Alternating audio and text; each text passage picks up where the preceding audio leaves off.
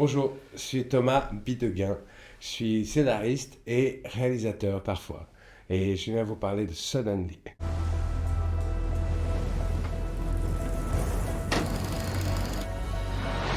Ah, la beauté de l'île, quoi. On est au bout du monde là. T'as l'impression que tu bouches la vue là? Ah ouais.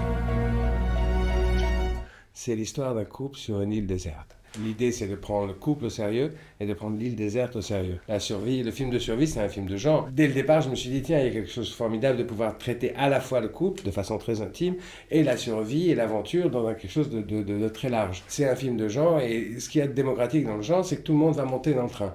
La première marche, elle est basse. Et puis une fois que tout le monde est monté dans le train, là, il ne va pas aller exactement là où on pensait qu'il allait. C'est ça le genre. Ça sert à ça. Je sortais d'un premier film qui s'appelle Les Cowboys, dans lequel il y avait beaucoup de situations, beaucoup de personnages, et je cherchais un sujet, une histoire qui pourrait fonctionner avec peu de personnages, un ou deux. Et même, j'ai commencé à regarder les bases arctiques, les bases scientifiques dans l'Antarctique. Et puis j'ai entendu parler à la radio d'un livre d'Isabelle Autissier qui disait exactement ça, c'est l'histoire d'un couple sur une île déserte. Et donc j'ai lu le livre et je me suis dit qu'il y avait vraiment quelque chose là d'intéressant. Il y a beaucoup de films de rencontres, beaucoup de films où des personnages que tout oppose sont jetés dans la même aventure parce que leur bateau s'échoue. Et puis ils vont vivre cette aventure ensemble et à la fin du deuxième acte ils vont s'embrasser et puis après ils vont être chien et chat comme ça et puis on va voir si ça marche pas. Et ça c'est une formule.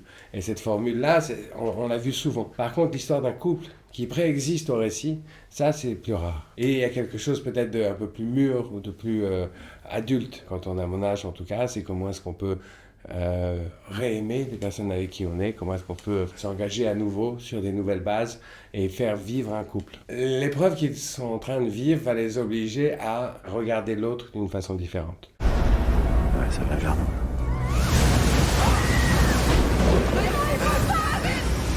Vous savez, quand on écrit un film, on essaye toujours de parler du monde. Et donc, on se demande comment est-ce que l'histoire qu'on raconte va parler du monde tel qu'on le connaît. Et là, ce qu'on est en train de vivre en ce moment, c'est que le monde est confronté à sa survie. Et donc, c'est là où l'idée d'un film de survie peut devenir pertinente. L'équilibre qui existe entre les hommes et les femmes se retrouve bouleversé. C'est le moment qu'on est en train de vivre où effectivement on questionne un peu cet équilibre qui existe depuis longtemps entre l'homme et les femmes. Et bien c'est exactement ça le film. C'est l'histoire de personnages qui sont confrontés à leur survie. Et parce qu'ils sont confrontés à leur survie, l'équilibre entre eux entre l'homme et la femme va se retrouver bouleversé. Est-ce qu'ils découvrent l'amour? Je ne suis pas certain. Mais par contre, ils découvrent la possibilité de sortir du rapport de force et de trouver un équilibre. Vous pouvez le faire parce que c'est un film de genre.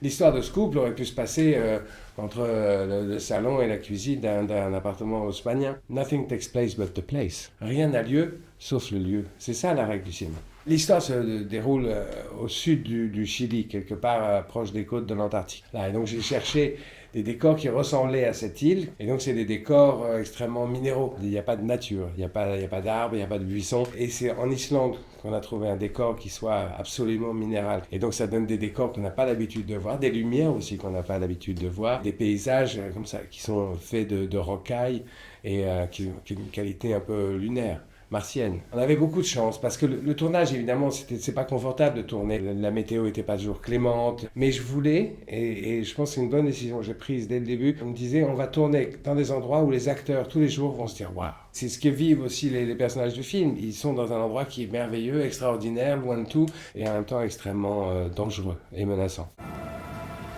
Faut juste tenir, quoi. Alors, on est quel jour? Je sais pas, ça fait longtemps qu'on n'a pas compté.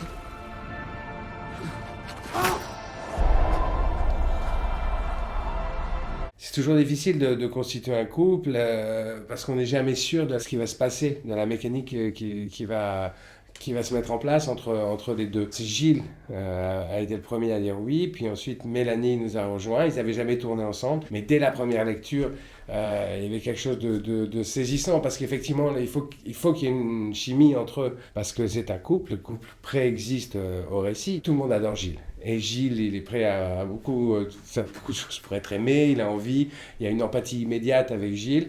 Et puis, et Mélanie, elle s'en fout. Mélanie, elle fait son truc, il y a quelque chose de très animal, de très intérieur. Et donc, elle laissait Gilles venir comme ça, avec ce truc, cette demande d'amour, et clac, et elle lui mettait une claque. Et donc, c'était vraiment cette mécanique-là qui était à l'œuvre, et ça a marché tout de suite. Dès la première lecture à la table, voilà, on s'est regardé avec Valentine Monteil, ma co-scénariste, on s'est dit, ah, ça va marcher.